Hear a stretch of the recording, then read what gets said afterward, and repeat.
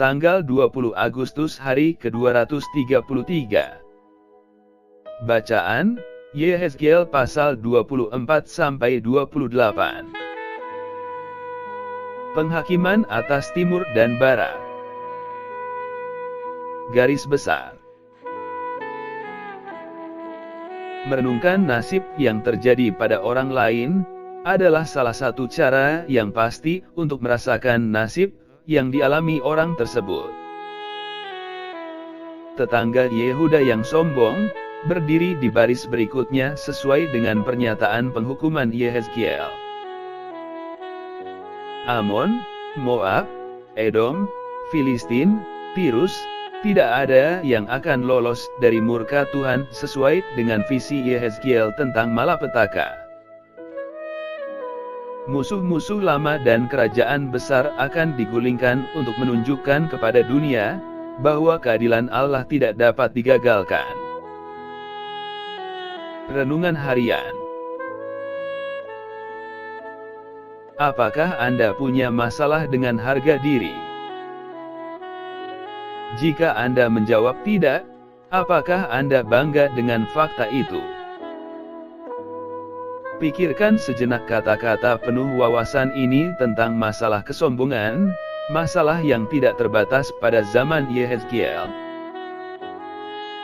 Kesombongan adalah sebuah kondisi yang tidak hanya terbatas dimiliki pada raja-raja yang masa lalu. Hampir setiap orang, dengan membandingkan dirinya dengan orang-orang yang memiliki sedikit bakat, kurang sukses, atau kurang populer, dapat memunculkan perasaan puas, yang sangat berlawanan dengan kerendahan hati. Apa obat untuk kesombongan? Anda akan menemukan resep dalam 1 Korintus 4 ayat 7. Ayat ini mengungkapkan bahwa siapa Anda dan apa yang Anda miliki saat ini adalah anugerah dari Tuhan.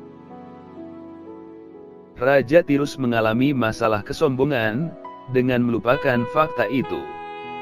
Yehezkiel 28 ayat 12-19 menunjukkan banyak cara di mana kesombongan melanda Raja Tirus. Apakah Anda dalam bahaya tersandung hal ini juga? Luangkanlah waktu beberapa menit untuk meninjau Amsal ampuh ini tentang kesombongan dan jebakannya. Amsal pasal 8 ayat 13, 11 ayat 2, 13 ayat 10, 14 ayat 3, 16 ayat 18, 29 ayat 23. Memahami hati Allah dalam kehidupan Anda adalah langkah pertama menuju kebenaran manusia. Pendalaman. Bagaimana suatu yang besar telah jatuh?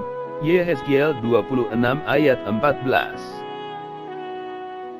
Tirus, yang terletak 60 mil di sebelah barat Laut Nazaret, sebenarnya adalah sebuah kota yang terpisah, separuh di sebuah pulau dan separuh di daratan, dengan sebuah teluk di antaranya.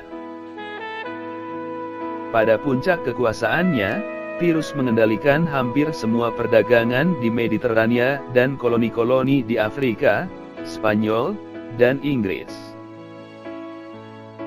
Namun setelah pengepungan Babel, Tirus itu tidak pernah mendapatkan kembali kejayaannya.